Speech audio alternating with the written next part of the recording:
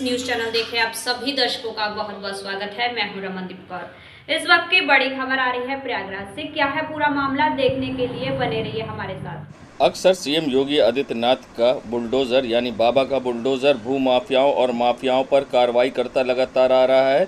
तो ऐसे में बाबा का बुलडोजर भी काफ़ी चर्चा में है, जिसको लेकर गाना भी बन चुका है।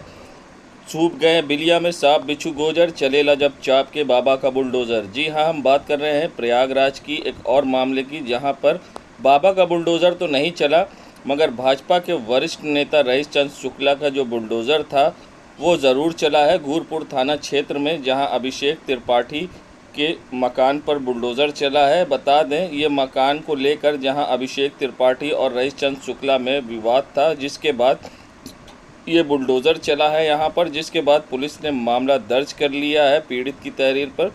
सबसे बड़ी बात है, रईस चंद्र शुक्ला समेत कई अज्ञात लोगों पर एफआईआर दर्ज हुई है, जहाँ पर ये आप देख सकते हैं किस तरह से बुलडोज़र चला है। और भाजपा के वरिष्ठ नेता रईस चंद्र शुक्ला का बुलडोज़र है जो यहाँ पर चला है और पुलिस ने मामला दर्ज किया है। वहीं अभिषेक त्रिपाठी का कहना था कि सपा से चुनाव लड़ चुके नेता ने उनके यहाँ पर बुलडोज़र चलाया, वो भाजपा के कार्यकर्ता हैं। तो बता दें, रईस चंद्र शुक्ला जहाँ शहर दक्षिणी से पिछले विधानसभा चुनाव में मंत्री नंद गोपाल गुप्ता नंदी के खिलाफ चुनाव लड़े थे, मगर चुनाव हार जाने के बाद उन्होंने भाजपा में वापसी की और घर वापसी करने के बाद वे आज भाजपा में हैं और भाजपा नेता हैं। तो रईस चंद्र शुक्ला का बुलडोज़र जहां चला है और जिसके बाद ये मामला पुलिस ने दर्ज कर लिया है, और मामला घूरपुर थाना क्षेत्र का है, जहां पर ये विवाद पहले से ही न्यायालय में है और न्यायालय ने अभी कोई निर्णय नहीं दिया, जिसके बाद यहाँ पर रईस चंद्र शुक्ला का बुलडोज़र चला है, जिसको लेकर ये विवाद हुआ। और ऐसे में क्या कुछ कहना है पीड़ित अभिषेक त्रिपाठी का इस पूरे मामले पर, और डीसीपी यमुनानगर का क्या कुछ कहना है, आइए दिखाते हैं। देखिए, पुलिस पूरी तरीके से थोड़ा बहुत शिथिलता बरत रही है। अगर पुलिस एक्टिव रहती तो ऐसा कार्रवाई नहीं होती। हमारा पूरा कागज देख लिया जाए, उनका पूरा कागज देख लिया जाए, जो न्याय हो करिए। आज योगी सरकार में न्याय होगा, यही मेरी मांग है कि न्याय करिए ना, कागज देख के आप न्याय करिए। हाँ, मुकदमा दर्ज किया गया है, लेकिन हमें ऐसी सूचना मिल रही है कि सारे लोग मतलब वो जैसे भूमाफिया है, बड़े लोग हैं और समाजवादी पार्टी के चुनाव भी दक्षिणी में लड़े हैं, तो उनकी ये मंशा है कि इनको हम गलत मुकदमे में फंसा के मैं इनको परेशान कर दूंगा। क्या नाम है? अभिषेक त्रिपाठी नाम है, कार्यकर्ता हूँ भारतीय जनता पार्टी का। देखिए, दिनांक 5 सितंबर 2024 को थाना घूरपुर से एक सूचना प्राप्त हुई थी कि एक प्रार्थी जिनका नाम अभिषेक त्रिपाठी है, उनकी एक ज़मीन जिसमें कि एक कमरा और बाउंड्री बनी हुई थी, उसको किसी ने जेसीबी के माध्यम से गिरा दिया है। सूचना प्राप्त होते ही तत्काल थाना पुलिस घटनास्थल पर पहुंची थी और वहां पे जो मौके पे मौजूद जेसीबी था उसको कब्ज़े में लिया गया था। इस घटना की गहनता से जानकारी करने पर यह ज्ञात हुआ है कि जो वादी हैं अभिषेक त्रिपाठी और उनके जो परिवारजन हैं, उनका जो प्रतिवादी गण लोग हैं, जिसमें कि कुछ लोग जिनका प्रकाश सिंह, रईस चंद इत्यादि नाम है, इनके साथ इनका पूर्व में करीब 2 वर्ष पूर्व से इस ज़मीन को सेल इत्यादि करने के लिए एक प्रॉपर एक अग्रीमेंट हुआ था, एक फर्म बना करके कि इनकी आपसी सहमति से ये जो भी ये फर्म है वो काम करेगी, जिसमें वादी की 10% की हिस्सेदारी थी। परंतु वादी के आरोप के अनुसार उनकी इस पर्टिकुलर जो प्लॉट है उसको किसी अन्य व्यक्ति को बाकी लोगों द्वारा बेच दिया गया था बिना इनकी सहमति की, और जिसमें जो इनके द्वारा पहले से कुछ बाउंड्री और वो कमरे उसमें उपस्थित थे, अब वो दिनांक 5 सितंबर 2024 को अवैध रूप से उसको बिना किसी कोर्ट के आदेश इत्यादि के उसको गिरा दिया गया। वादी की तहरीर पे तत्काल मुकदमा पंजीकृत किया गया और उसमें 2 अभियुक्तों, जिसमें कि एक नामित अभियुक्त अलंकार सिंह और उनके साथ एक और अन्य अभियुक्त, 2 अभियुक्तों की गिरफ्तारी भी की गई और उसके साथ साथ जो जेसीबी था उसको भी सीज़ किया गया था। इस पूरे प्रकरण में जो अन्य विधिक कार्रवाई है और जो डॉक्यूमेंट्स वगैरह हैं वो भी कलेक्ट की जा रही है। इसके साथ ही यदि इसमें ये भी जांच कराई जा रही है कि यदि किसी स्थानीय पुलिसकर्मी की कोई उसमें लापरवाही रही है तो उसके संबंध में भी जो आवश्यक कार्रवाई है वो भी सुनिश्चित की जा रही है और इसके साथ साथ जो भी अन्य विवेचना से संबंधित कार्रवाई है वो की जा रही है। संगम नगरी प्रयागराज में गणेश चतुर्थी पर जहां गणेश मूर्ति की स्थापना की गई है और विधि विधान से पूजा अर्चना की गई है। बता दें, गणपति बप्पा मोरया के जयकारे के साथ गणपति का जहां आगमन हुआ और साथ ही लोगों ने स्वागत किया, तो करेला बाग कॉलोनी में भी जहां गणपति स्थापित किए गए हैं, जहां गणपति सदा सहाय फाउंडेशन की ओर से जहां हर साल की तरह इस बार भी भव्य मूर्ति बप्पा की यहां पर लगाई गई है और आकर्षण का केंद्र बनी है और लोग यहां पहुंचकर बप्पा की मूर्ति की पूजा अर्चना कर रहे हैं। और सबसे खास बात यह कि यहाँ पर गणपति कथा का भी आयोजन हुआ, जिसके बाद भव्य आरती का आयोजन हुआ, जिसमें बढ़ चढ़कर लोग शामिल हुए और बप्पा के जयकारे लगाए और प्रसाद ग्रहण करे। और यहाँ पर आए लोगों का क्या कुछ कहना था इस पूरे मामले पर, आइए दिखाते हैं आपको। चतुर्थी तिथि विशेष है जिसमें गणपति जी 10 दिन के लिए पृथ्वी में आते हैं और इनका भ्रमण रहता है। उनके साथ माता रिद्धि सिद्धि पुत्र शुभ लाभ भी आए हैं और अनंत चौदस के दिन विशेष इनका विसर्जन होता है। बप्पा का आगमन होते ही हर सब शुभ मंगल कामनाएं होती हैं, सभी के घर में विशेष उत्सव मनाया जाता है। और आज के दिन विशेष चतुर्थी तिथि में बप्पा को मोदक और गुड़ मोतीचूर का लड्डू अति प्रिय है और इनका सहस्त्रार्चन दूर्वा से किया जाता है और इनको मालपुआ अति प्रिय है, मेवे की खीर है, जिसमें भक्तों की सभी यही कामना करते हैं कि सबके घर सुख समृद्धि रहे, पूरे संसार में सुख समृद्धि रहे, ऐसा है। और हमारा अब की 24वां वर्ष का आयोजन करेला बाग कॉलोनी लाल में हो रहा है और इधर अब की संकटनाशक एक यंत्र का भी निर्माण किया जा रहा है, जिसमें कि उससे सांसारिक सुखों की प्राप्ति होती है, सबके घरों में सुख समृद्धि का वास होता है। इसको संकटनाशक यंत्र कहते हैं। अखिलेश सहाय, गणपति जी सदा सहाय फाउंडेशन। सभी को जय गणेश, कृष्ण कन्हैया लाल की जय, राधा रानी सरकार की जय। मैं यही संदेश दूंगी कि भगवान सभी लोग गणपति जी को मनन करें और ये विघ्न विनाशक हैं, सारे कष्टों को हरने वाले देवता हैं, सर्वप्रथम यही पूजे जाते हैं। तो भगवान सभी की मनोकामना की पूर्ति करें। गजानन सरकार की जय। बहुत सुंदर महोत्सव 10 दिन का गजानन जी का जो है होता है।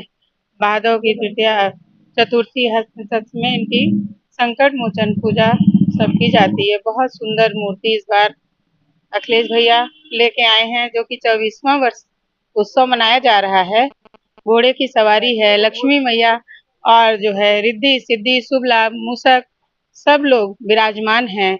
इस करेला बाग लाल कॉलोनी को जो है सारे विघ्नों से दूर करें, सुख शांति और सबको खुशियां प्रदान करें, यही कामना के साथ हम गजानन सरकार की पूजा करते हैं। बोलो गजानन सरकार की जय। कहने को तो स्मार्ट सिटी है, मगर आप हालात देख सकते हैं। ये नज़ारा है जीटीबी नगर करेली के प्रयागराज की सड़क का। जी हाँ, तिरंगा चौराहे से मस्तान मार्केट के सामने की ये सड़क है और सड़क पर बड़े बड़े गड्ढे हैं जो बारिश के बाद हल्की सी तालाब में तब्दील हो गए हैं और सड़क अब यहाँ की पूरी तरह से तालाब बन गई है और यहाँ से गुजरने वाले लोग परेशान हो रहे हैं, मगर ज़िम्मेदारों की लापरवाही कहें या अनदेखी, जिसके कारण ये लोगों को परेशानी का सामना करना पड़ रहा है। जबकि योगी सरकार ने जहां पहली बार ही सरकार बनते ही गड्ढा मुक्त करने के लिए निर्देश दिए थे, मगर ये 11 साल पहले बनी सड़क आज तक दोबारा नहीं बन पाई और बीच बीच में भले ही पैचिंग का काम हुआ हो, मगर पैचिंग भी इस तरह से कराई गई कि हल्की सी बारिश में उखड़ कर सामने आ गई और गड्ढे में फिर से तब्दील हो गई सड़क और लाखों रुपए भ्रष्टाचार के भेंट चढ़ गए। मगर जिस तरह से ठेकेदारों की लापरवाही के कारण सरकारी पैसे का नुकसान हुआ, ये आपके सामने है। मगर आप देख सकते हैं यहाँ पर किस तरह सड़क पूरी तरह से तालाब बनी है और पानी भरा हुआ है हल्के से गड्ढे में और अक्सर रात के अंधेरे में लोग दुर्घटनाग्रस्त होते। संगम नगरी प्रयागराज में जहां पिछली बार कुंभ में प्रयागराज जंक्शन के बाहर नगर निगम की दुकानों को तोड़कर सड़क चौड़ी की गई थी और उसके सामने पट्टी में जो बिल्डिंग है और उसके पोर्टिको को खाली कराना था, मगर मामला टल गया था। वहीं अब लोगों ने इस पोर्टिको में अवैध अतिक्रमण करके पक्के निर्माण कर लिए, जिसमें नॉनवेज के रेस्टोरेंट और साथ ही यहाँ पर शराब की दुकानें खुली हैं। और सबसे बड़ी बात यह है कि प्रयागराज जंक्शन के बाहर से ये मुख्य मार्ग है जो संगम की ओर जाता है और श्रद्धालु यहीं से गुजरेंगे। और सबसे बड़ी बात यह भी है कि पोर्टिको में जिस तरह से अवैध निर्माण करके कब्जा कर लिया गया है, इसमें किस तरह की कार्रवाई होगी ये भी देखने वाली बात है, क्योंकि यहाँ पर जितनी दुकानें और रेस्टोरेंट और होटल्स हैं सभी ने अवैध निर्माण करके इसे पूरा पक्का रास्ता बंद कर दिया है और सड़कों पर गाड़ियों से जाम लगता है और पैदल चलने वालों को भी मुश्किल होती है। और खुलेआम यहाँ सड़क पर लोग शराब भी पीते हैं, जिससे यहाँ से गुजरने वाली महिलाओं और बच्चों को भी परेशानी का सामना करना पड़ सकता है। आप देख सकते हैं किस तरह से यहाँ पे मदिरा का सेवन हो रहा है। वहीं जब इस पूरे मामले पर महापौर गणेश केसरवानी से बात की गई तो उनका कहना था कि जो भी यहाँ पर हो रहा है उसकी जांच कराई जाएगी और जांच करा के कार्रवाई कराई जाएगी और पोर्टिको को खुलवाया जाएगा। और कुंभ के दौरान यहाँ पर नॉनवेज की दुकान और शराब की दुकानों को लेकर भी उन्होंने कहा है कि जिस तरह साधु संतों की मांग है, प्रस्ताव पिछली बार पारित हुआ है और जो आवश्यक कार्रवाई हो सकती है की जाएगी और यहाँ पर जो रास्ते में पड़ेंगे उन्हें बंद कराया जाएगा। इस बार प्रयागराज का महाकुंभ पूरे विश्व को आकर्षित कर रहा है। माननीय प्रधानमंत्री जी, माननीय मुख्यमंत्री जी, हमारे प्रयागराज के माननीय उप मुख्यमंत्री जी और हम सब लोग मिलकर के एक भव्य कुंभ के आयोजन के लिए दिन रात परिश्रम कर रहे हैं। शहर की जनता भी इसमें भरपूर अपना सहयोग प्रदान कर रही है। आप देख रहे होंगे पूरे शहर में चौड़ीकरण का कार्यक्रम चल रहा है। जनता स्वयं अपने हाथों से अपना मकान तोड़ रही है, जो इस बात का द्योतक है कि प्रयाग की जनता भी चाहती है कि बहुत ही सुंदर तरीके से यहाँ पर कुंभ का आयोजन हो और आने वाले तीर्थ यात्रियों की किसी प्रकार की कोई कठिनाई ना हो। हम सब लोग मिलकर के उनकी सेवा करने का काम करें और जहाँ जहाँ इंक्रोचमेंट आप बता रहे हैं मैं उसकी जांच करवाऊंगा और लोगों से भी आग्रह करूंगा कि सड़कें हमारी चौड़ी रहेगी, सड़कों पर इंक्रोचमेंट नहीं रहेगा, स्वच्छता रहेगा, क्योंकि प्रयाग ही आज पूरे भारत का एक एम्बेसडर है। दुनिया भर के लोग जो आएंगे प्रयाग को देखने के बाद पूरे भारत की कल्पना अपने मन के अंदर लेकर के जाएंगे। सदन में एक प्रस्ताव पारित हुआ था कि जो संगम क्षेत्र है उसके 500 मीटर तक किसी भी प्रकार की ये शराब, मीट, मांस, अंडा इत्यादि की दुकानों पर पूर्णतः प्रतिबंध लगा दिया गया है। और ये बात सही है कि ये तीर्थराज है, तीर्थों का राजा है। कुंभ और माघ के समय सारे तीर्थपति यही निवास करते हैं, तो जहाँ कहीं भी ऐसी दुर्व्यवस्थाएं होंगी उन पर कार्रवाई करके उससे बेहतर किया जाए। संगम नगरी प्रयागराज के सिविल लाइन बस स्टैंड के बाहर से संचालित हो रहे अवैध टैक्सी स्टैंड और सबसे बड़ी बात है आप देख सकते हैं कार पर मजिस्ट्रेट लिखकर अवैध टैक्सी संचालित की जा रही है और खुलेआम नियम कानून की धज्जियां उड़ाई जा रही है और इनमें ज़रा भी किसी प्रकार का खौफ नहीं है। मामला सिविल लाइन बस स्टैंड के बाहर का परिवहन माफिया आप देख सकते हैं यहाँ पर किस तरह से सक्रिय हैं और खुलेआम नियम कानून की धज्जियां उड़ा रहे हैं और साथ ही यहाँ से बनारस और लखनऊ के लिए अवैध टैक्सी स्टैंड संचालित हो रहे हैं। सीएम योगी के आदेश के बावजूद यहाँ पर परिवहन माफिया सक्रिय है और लाखों रुपए का चूना परिवहन विभाग को लगा रहे हैं। अब देखना होगा इन पर किस तरह की कार्रवाई होगी, क्योंकि ये बड़े अधिकारियों के नाम के स्टिकर मजिस्ट्रेट, भारत सरकार और अन्य अधिकारियों के नाम के स्टिकर लगाकर टैक्सी संचालित करते हैं और खुलेआम नियम कानून की धज्जियां उड़ा रहे हैं। अब देखना होगा किस तरह की होती है कार्रवाई। संगम नगरी प्रयागराज के सुभाष चौराहे पर जहां सुभाष जी की मूर्ति के पास आज़ाद हिंद के सैनिकों की मूर्ति लगाई गई थी, मगर यहां पर आप देख सकते हैं ये मूर्तियां पूरी तरह से क्षतिग्रस्त हो गई हैं और कैसे हुई ये अपने आप में एक बड़ा सवाल है, मगर जिम्मेदारों के कारण अभी तक ये सही नहीं हो पाई है। पिछली बार खराब हुई थी तो भले ही बना दी गई। चौराहे पर लगाई गई आज़ाद हिंद के जवानों की प्रतिमाएँ पूरी तरह से क्षतिग्रस्त हो गई हैं। अब देखना होगा कि ये प्रतिमाएं कब सही होती हैं या फिर इसी तरह से खस्ता हाल रहती। किसी की बंदूक टूटती तो किसी के हाथ टूटे हैं और यहाँ पर पर्यटक भी महाकुंभ में आएंगे, मगर अब देखना होगा कि इनको किस तरह से फिर से बनवाया जाता है। ये प्रतिमाएं इसी तरह से खस्ता हाल रहेंगी।